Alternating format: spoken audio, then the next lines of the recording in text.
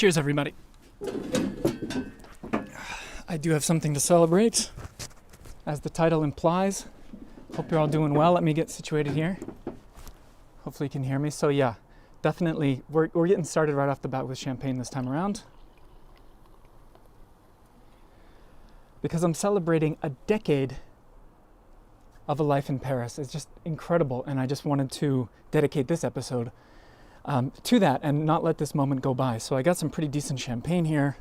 It's called Canard. It might be backwards. I don't know if it's backwards for you. Canard du Chêne. Cheers to 10 years before we get going here. Beautiful. I can see you all here in the comments. Thank you. I can see Bob saying bonjour and congratulations. And Heather Jackson says, ooh, nice jacket. Thank you. Yeah, just pulled this one out of the old closet. It's a little chilly today. Gives me a nice opportunity to do this whole get up. It's funny, I took a couple of weeks off from this project. And when you do that, no matter what, you always feel like you're coming back to it for the first time. You always feel like you're a complete rookie again. And I had the voice in my head saying, Corey, why, you don't have to be nervous. You don't have to worry about this. You've already done 85 of these. But somehow, I guess that's just how it works. But this tastes good.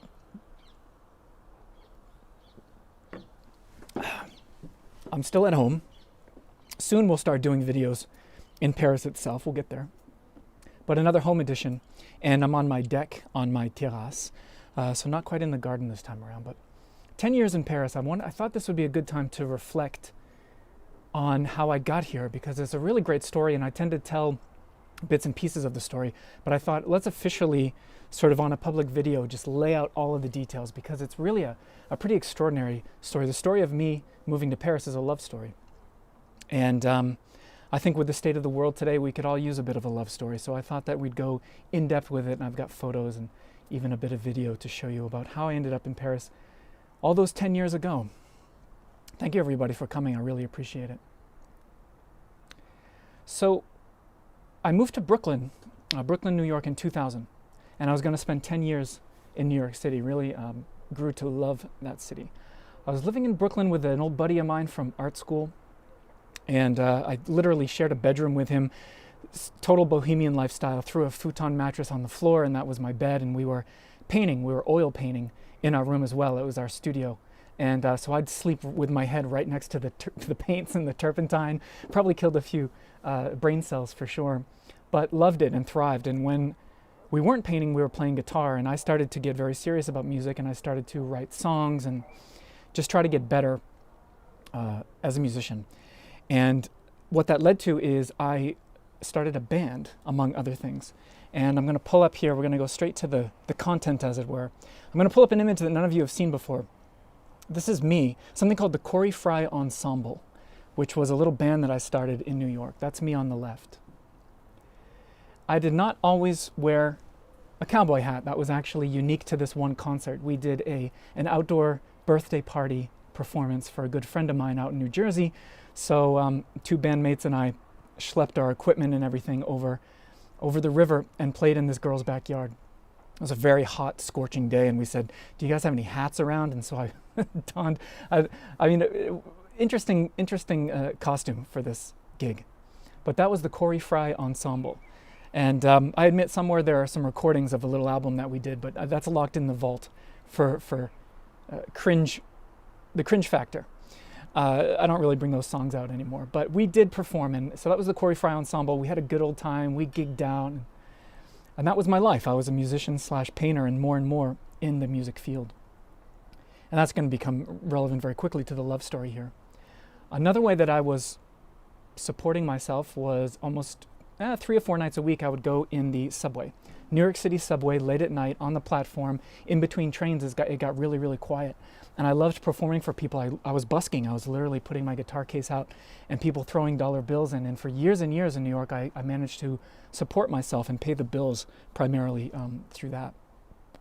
I just loved the idea of having a very, sort of like what I'm doing now, like a very direct and visceral connection in a way between an audience. And then they'd get on the train, and then the train would leave, and then a new audience would come, and if they liked me, I could get the dollar bill, and if they didn't, well, they moved on along their way. Excuse me, I'm burping up champagne already. So what this leads us to is I was playing in the subway one night, and unbeknownst to me, there was a young Parisian girl on a school trip with some of her classmates. And spoiler alert, it was my future wife, Charlotte. This was 2006. I was 29 years old. And for me, it was just a random night in the subway. And I never saw her in the audience, but she was waiting for a train. They had gone out to Brooklyn to a bar. And it was her last night in New York, her last chance, as it were, to find me, as I like to say it. And so next I'm going to show you the video, literally a clip from the video she took that night, deciding she liked the music. In this video, I'm 29 years old. I have no idea that she's even there. She's just another face in the crowd, and it's just another night of work for me. But I just wanted to play a few seconds of the actual video of her. Now, she didn't talk to me. We didn't make eye contact, nothing. But this is me, anyway, playing for her, for my future wife.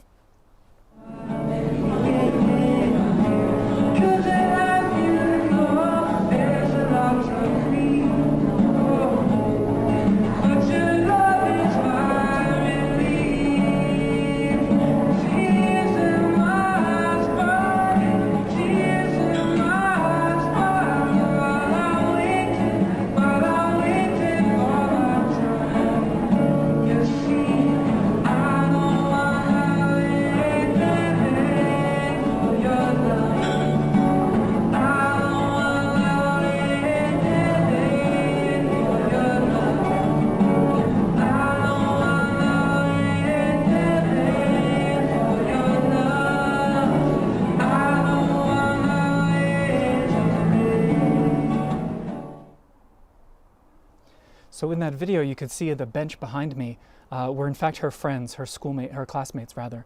And I didn't know at that night, not only was my future wife filming me, but all those people behind me on the bench in that video were my future friends in Paris. Had no idea. They were all complete strangers, obviously, on that night. And so that's how it all started. This girl named Charlotte, her last night in New York City, she manages to film me singing. Of course, I was completely oblivious. And one thing she did do, again, she didn't approach me or talk to me. I didn't know she existed, but she did pick up my business card. And I took a photo of my original business card. I pulled one out of the archives here. And I had a stack of these in my case back then in 2006. Don't try calling that phone number down on the lower right, because it hasn't been my number for a long, long time. And I'm sure someone else has it at this point. But that was my number. And if you look on the lower left, it has my MySpace page. These were the days of MySpace, pre-Facebook, before Facebook had gotten big. And MySpace was a place where musicians would put their music up online. And that's exactly what I had done. And so even though Charlotte didn't speak to me that night, the way that she contacted me was through MySpace. She had gone and listened to some of my uploads of my songs, and she wanted to connect and send me a message. She essentially said, hey, I'm a big fan. I saw you singing. I know you don't know me, but thank you for putting your music online for free. Really enjoy your music, and I wish you the best of luck with it.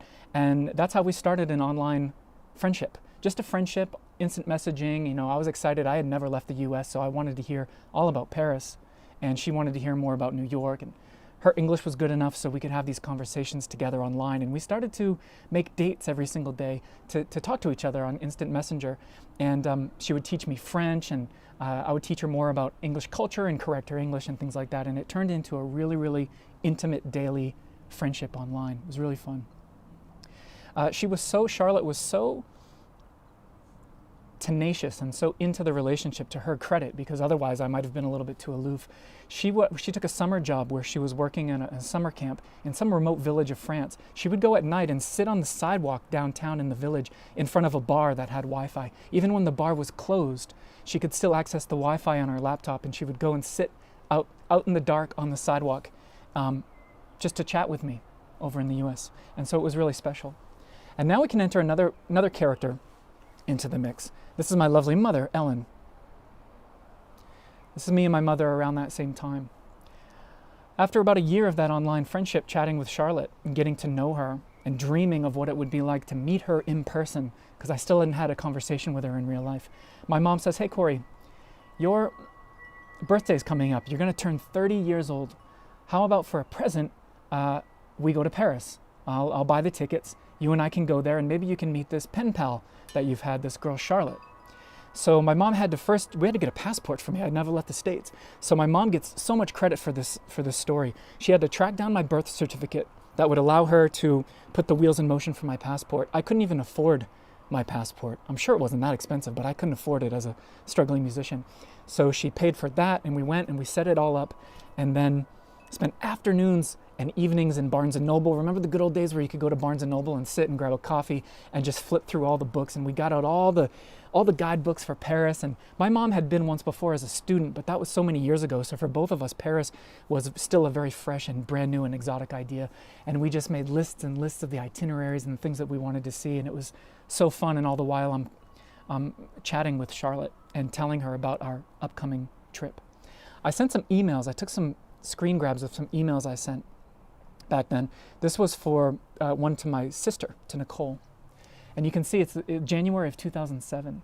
And I said to my sister here, I pulled it off in the subway, so now I don't have to worry about that rent check clearing. So that gives you an idea of how struggling and starving I was. Sometimes those rent checks wouldn't clear until I got out there and sang for my supper, as it were. But I said to my sister, yeah, it's a pretty good feeling to make that happen, especially because it's all just from me playing songs. I took great pride in that I was able to support myself. But then you can see I said in 2007 to my sister, have you heard for my 30th birthday? Mom wants to take me to Paris. We started looking into prices and how to get me a passport and all that jazz. Who knows if it'll happen, but it would be awesome, of course.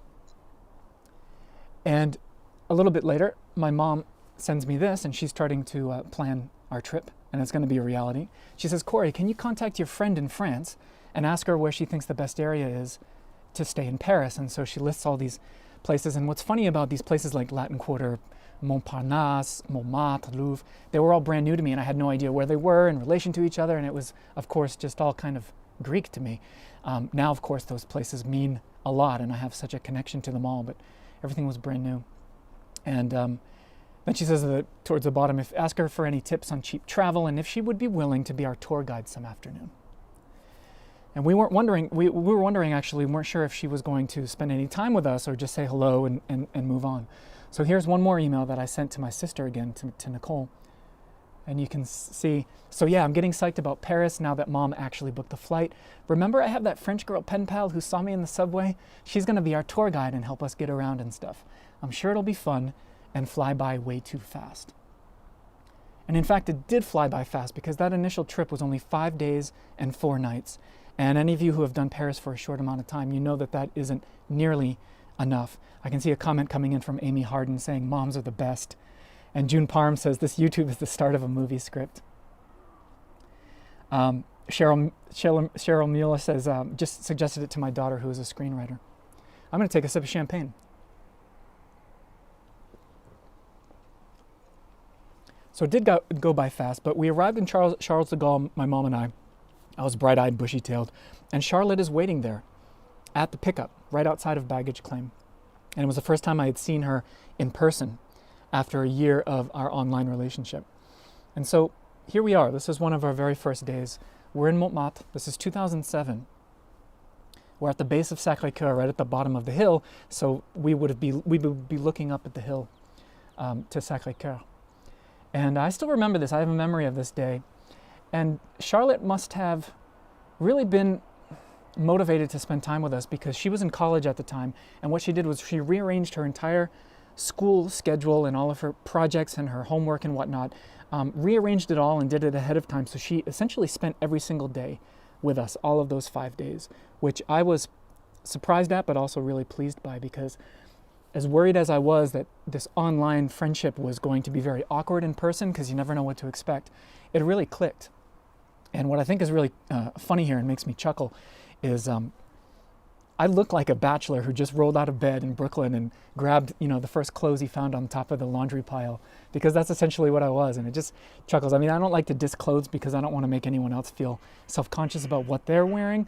But this is just with a grain of salt. But I've got the super baggy, oversized Old Navy jeans. I never spent more than like $20 on a pair of jeans. My shoes, my sneakers were old and ratty. Those probably cost me $20 as well. I've got just random layers of clothes. I'm wearing a t-shirt that my sister gave me as a gift. It says Bjork, the singer Bjork, who I was a big fan of, and I was wearing that on the subway video that I showed. And that jacket that I'm wearing was not a hand-me-down from one of my own friends. It was a hand-me-down from a friend of my brother's. So I was getting like hand-me-downs from 2 or 3 degrees of separation. That's how bohemian my life was. And so that makes me chuckle. And you can see though that the other 2 girls, Charlotte and my mom, look great. And my mom, if you look over to the left, she had picked up a Chat Noir tote bag, so she was really going for it and rocking the Paris vibe. And you can see also in front of me there was a teapot, because I wasn't drinking coffee at that time. I was only a tea guy. Nowadays, those of you who know me, I'll drink café crème all day long, every day. But at that point, I hadn't quite discovered the magics of coffee in Paris, so I was drinking tea there. So we did a lot of sightseeing, obviously. My mom and I had a long list of stuff we wanted to see. And this next image here is fun. This is my very first time in Place des Vosges. 30 years old. Not quite. I think this was even just before my 30th birthday. And of course, I'm just blown away. Obviously, I had no idea at that point that my job would one day as a tour guide be to come here hundreds and hundreds of times and help other people discover Place des Vosges, and it would essentially become my office. And boy, as I say that right now, I'm just so grateful. And if only that version of Corey right there had known how many more times he would have the privilege of walking through Place des Vosges and helping other people enjoy it, I'm sure he would be absolutely thrilled, because at this point, who knows if I'm ever even gonna come back to this place. It was all so surreal. And I also feel at the same time, Charlotte and I are clicking. My mom right here was just so cool. She gets so much credit because she did such a great job of giving us space. I guess she must have had that mom spidey sense to see like, hey, something might be developing here. Let's give my son a shot. I had not had a serious girlfriend for a good decade or so leading up to this. I was a little bit of a loner. So I think my mom made the sacrifice and said, like, you know what, let me step back and let the kids get to know each other. And my mom did such a wonderful job of that. This is a day or two later on the same trip. Do not know what was happening with my hair, but I didn't care. I was in Paris, for crying out loud. This is at Versailles, a photo that my mom took. And Charlotte and I, even though we were technically friends when I came out of Charles de Gaulle, after a couple of days of sightseeing, I was falling in love with Paris, but I was kind of falling for this girl as well. And we started cuddling a little bit. It was cold, and I would warm up her hands, and then we started holding hands a little bit. And again, my mom was so good about stepping back and letting us spend nights together. We'd walk along, just Charlotte and I along the Seine and cross the bridges, and you know what it's like the first time. And again, I had never left the States, and it was all just blowing me away. It was absolutely a fantasy. And we just started to get close, and we started to feel like maybe Charlotte and I are going to become an item.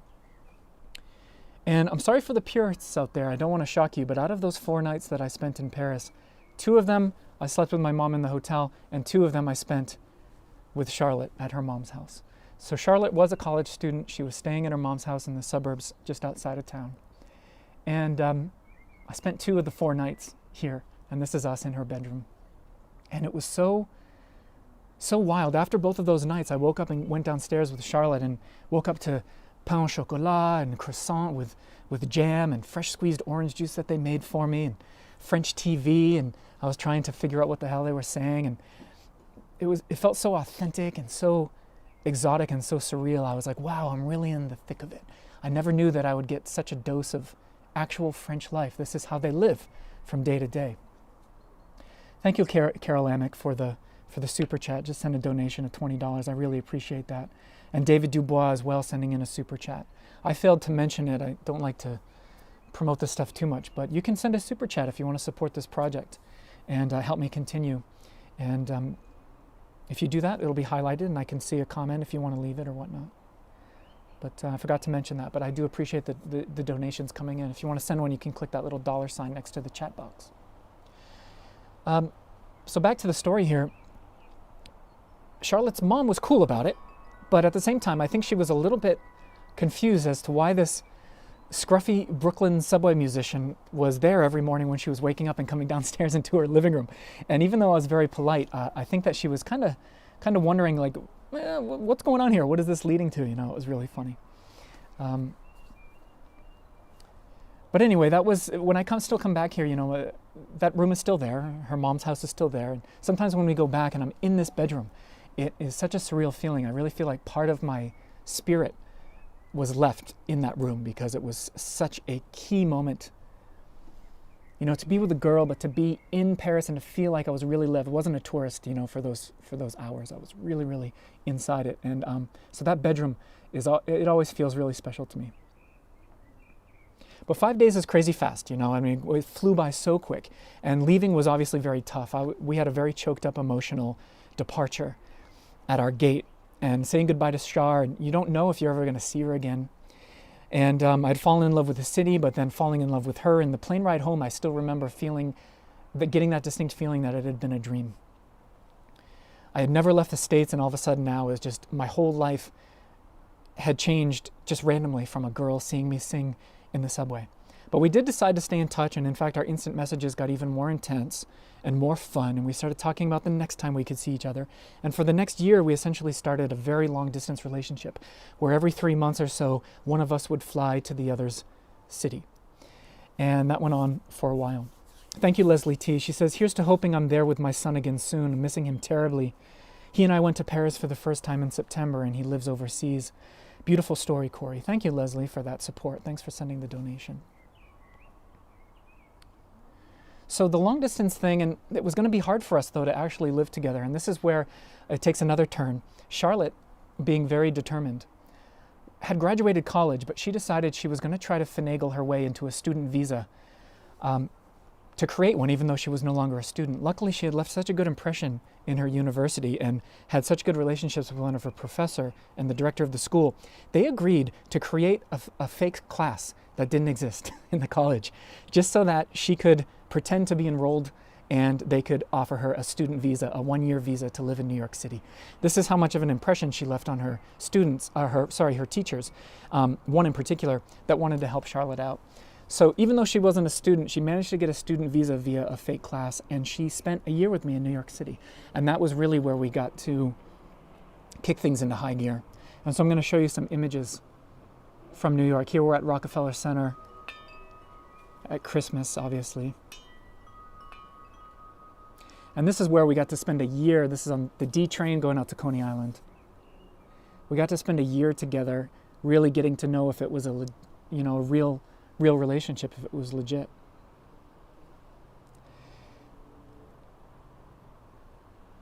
And this is the room that we stayed in. I managed to snap a photo of this as we were moving out. This was my room in Upper Manhattan at that time. We lived up in Washington Heights, West 189th Street in Manhattan. And this is one bedroom. We shared the apartment with a couple other people. And it was run down. The neighborhood wasn't too great, but this is where we spent our year together. That was Charlotte's desk on the left and mine in the center.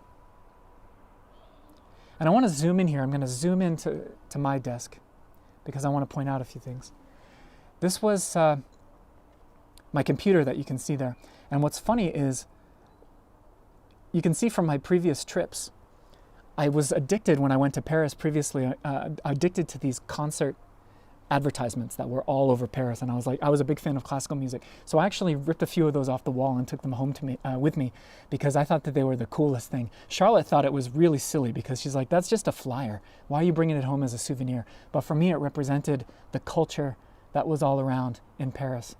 And so I took some of those. I also bought this in Montmartre, the very classic Aristide Bruant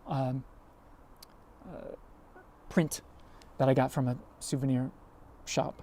And then look right here, you can see also next to it is the Mariage Frère tea bag. Do you see that? I stuck the Mariage Frère bag on the wall, and then I've got some photos and stuff. And then also check out right here, I've got the original webcam, actually, believe it or not, is just on top of my computer. And then I don't know if you can make it out, but right next to the, I don't know why this is not working for me anymore. I can't do the writing, but the Eiffel Tower, little Eiffel Tower next to that webcam on top of my monitor. And that's what started it all. That's how we got going. So a few more images of us in New York here.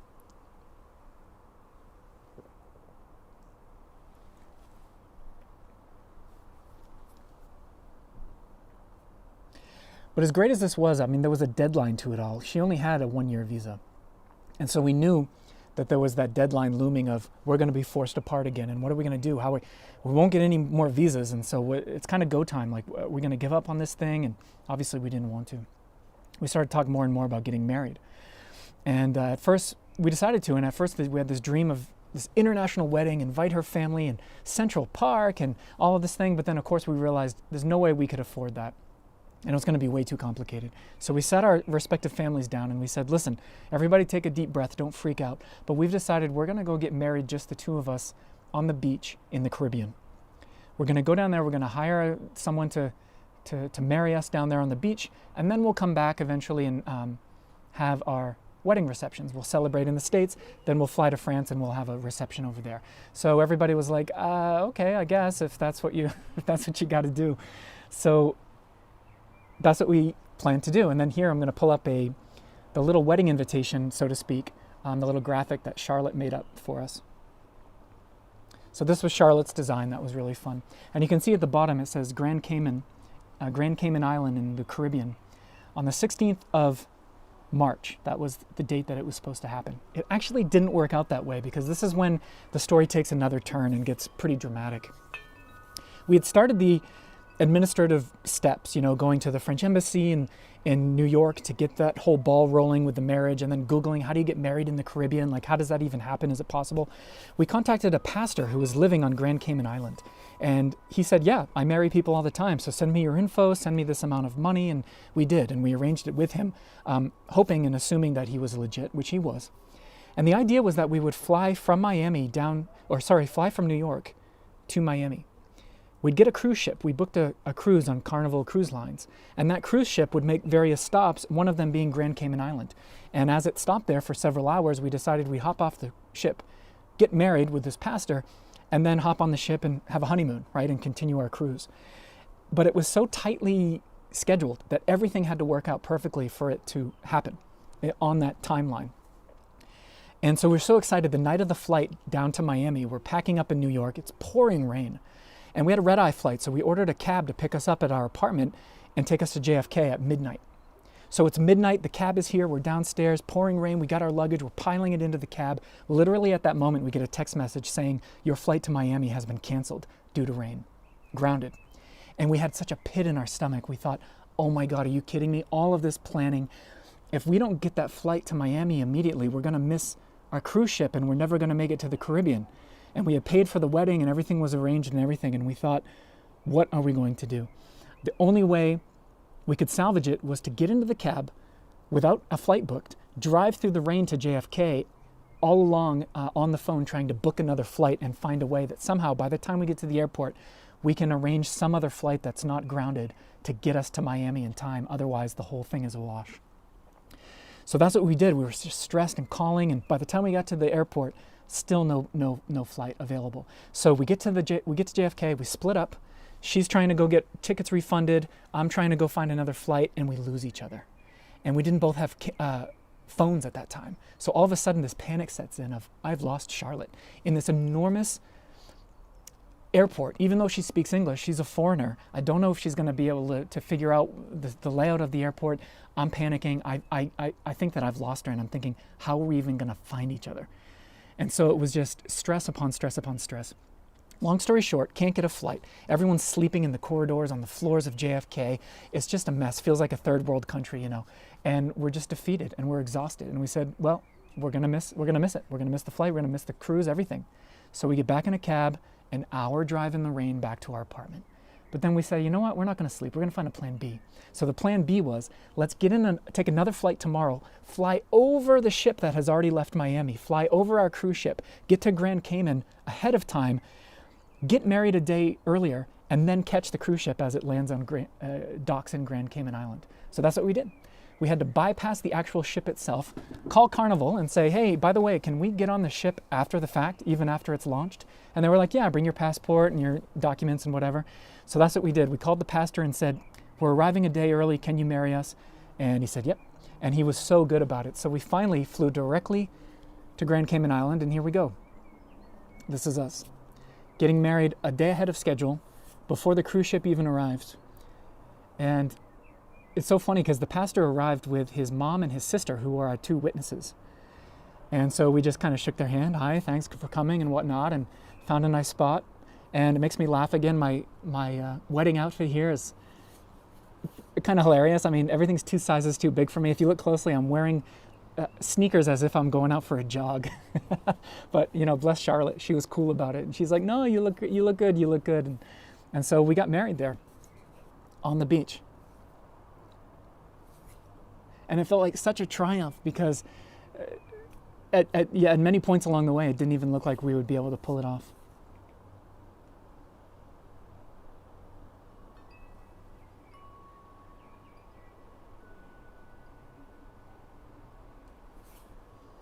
And in one way, it was a culmination of so much uncertainty if we were going to be able to stay together. You know what I mean?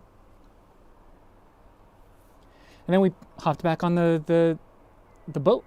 We said hello. This is us, and we hopped on Carnival Cruise Lines, and we had our honeymoon. I won't show you a lot of honeymoon photos, but I just wanted to point out we went to Belize. We did Honduras, Belize, Mexico, Roatan, Mexico. And we got to see, this is the coolest thing that we got to see, which was, it was a Mayan temple. There were several actually, and you could climb up to the top of it. And we did. And it was one of the coolest experiences. And this is a photo of us at the top, in the middle of Belize.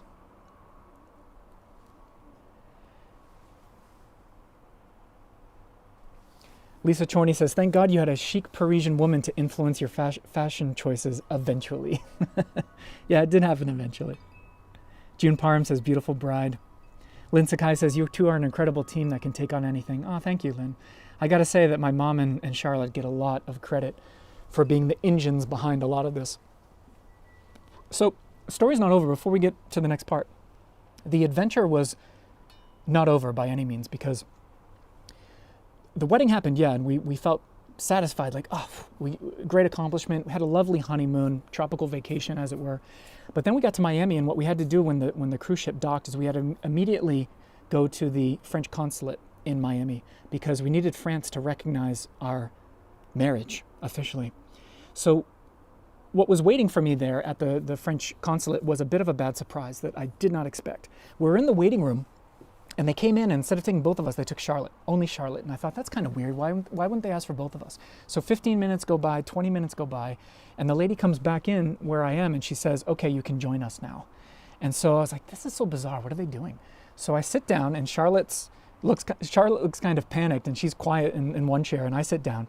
And all of a sudden, this lady at the consulate starts asking me all these questions about our personal life. And it becomes apparent very soon, that she is testing me. She had just spent 20 minutes asking Charlotte some of the most intimate details of our daily life, and she is going to quiz me and essentially make sure that it's not a bogus marriage, that it's not a green card situation, right? It had never crossed my mind that we would get grilled like that. But there it was. So all of a sudden, this lady is firing these questions at me, like, where's the address where you live together? How many roommates do you have? What are the names of your roommates? What are the names of Charlotte's relatives? What are their jobs? In the bedroom that you share, which side is the light switch on when you enter? Like, is it on the left or the right? Like, getting very specific. And then she pulls out this floor plan of a hand-drawn map of our bedroom. And she says, I want you to mark where the windows are on this floor plan. Where are the windows of your bedroom? And of course, she had previously asked Charlotte, and she wanted to verify. And what even made me panic more and more, Cecil, this was all in French. And I can tell you my level of French at that time was not good. And I was sweating. And every time I turned to Charlotte out of nervous energy, she was like, no, don't look at her, because she didn't want Charlotte to give away any answers. So she went on, she was like, which side of the bed do you sleep on? What kind of meals do you eat together? What's your favorite restaurant? What's the most recent gift you gave Charlotte? And she is like taking notes judiciously. And I was like, oh my God, did we go through all of this just for me to screw this up? And I remember, because I was speaking French and just bumbling through it, at one point I made that classic mistake of talking to the lady, and I said tu instead of vous. In other words, the informal, friendly version of you instead of the formal version. And I thought that was going to be points against me, and I was just so stressed. But it all worked out in the end, and I really felt like I was living through a movie. So there you go. For those of you who are saying this could be a screenplay, I mean, you can't make this stuff up. It was just so classic. Laura Poffenberger says, so stressful. Lisa Chorney says, wow, that's very specific. And Sharon Peterson, yeah, they do the same in the US. In retrospect, it all makes sense that they would do that, right? Because those are the questions that you would screw up if it was just a fake marriage. And then Heather Jackson says, right, she says, why would you go all the way to Grand Cayman for a green card marriage? So where are we here? So yeah, that's it. And so eventually we got it. We had the right to move to Paris. And this is our first day. This is me arriving in Paris 10 years ago for my first day. This was our little studio apartment that Charlotte had procured. We were renting this. And here we are having our first meal. And I'm going to show you my first meal as a resident in Paris. It's not the most gourmet of meals. This is one of the classic fast food French dishes. This is a Greek sandwich, or sort of a gyro sandwich. Street meat, as they say. And an good old-fashioned orangina. That was my very first meal as an official resident in France. And it was so exciting. And I'll never forget that meal, to be honest. And then this is us in that same studio apartment, looking very content. And that would be the start of a decade of me discovering the language, discovering the culture, discovering how to be a husband. We eventually left this studio apartment. We were lucky enough to buy an apartment. And then we sold that apartment, and we were lucky enough to buy the house that we're in right now. And just an incredible, incredible journey, and so many little steps and moments of drama to get to that point, but also moments of absolute fantasy and just absolute joy. But there is one last part of the story, this love story that got me to Paris. The common joke is that guys usually learn guitar to get girls.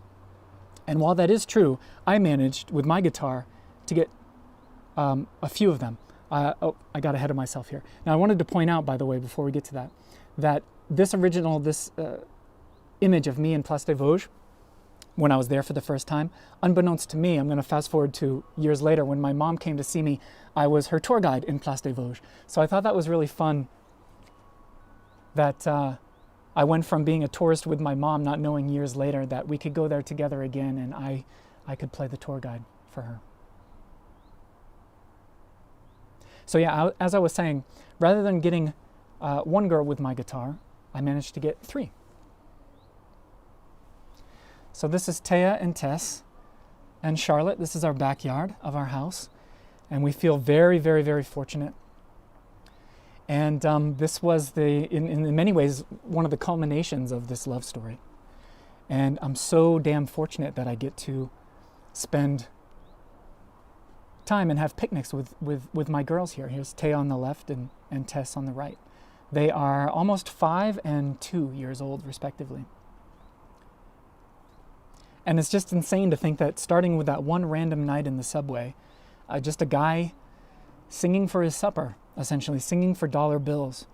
And our paths crossed at the right time, and I was led to the point of being able to have picnics with these beauties in my lovely backyard. It was so much more than I could have dreamed of. Thanks to Keith for sending a super chat. Really appreciate it. And speaking of the girls, I'll show you a couple more images of them here. The Taya on the left asked me to make a guitar for her, a cardboard guitar, and you can see her, she's proudly posing with it here. And so she likes to pretend that she is doing the busker thing. And you know, sometimes I get to pull out my guitar, I dust off the old guitar, and sort of a full circle moment, I get to actually play the same song for these girls that I was playing that night that their mom found me in New York all those years ago. And it's just funny how life works. And thank you, Heather, for the super chat. Heather M. says, what a beautiful story. So it's really insane, you know, that is, as I'm celebrating my 10-year anniversary in Paris, as it were, I just really wanted to reflect and give proper respect to this story and lay it all out for you. And I'm going to finish this by playing myself out. I'm going to show another clip of that original video that Charlotte took of me in 2006. That started it all. And I'm going to have a cafe chat, a champagne chat, as usual. If you're a Patreon supporter, you can hop over to Facebook in our Cafe Chats group on Facebook after this video plays out. And I'm going to have a chat with some of my family members, my mom, my sister, my brother, and we are going to talk about what their perspective is on this whole thing of me meeting Charlotte and going away and spending the last 10 years far, far away from them and from my previous life. So keep that in mind when this video plays out. I'm going to switch over to our Facebook group, the Cafe Chats group, and Patreon supporters can join me for a live chat with my family. If you're not a Patreon supporter, you'll find the link in the description. And please consider doing so. It's a great way to support my project and to keep me going, especially through this time. Thank you to Andrea Miles, who sent a super chat and says, I love this story so much. Thanks, Corey. So stick around. I'm just going to play myself out with this original video of Charlotte's. And at the end of it, I will catch you over on Facebook. So thanks, everybody. I appreciate it. Take care. Have a great day.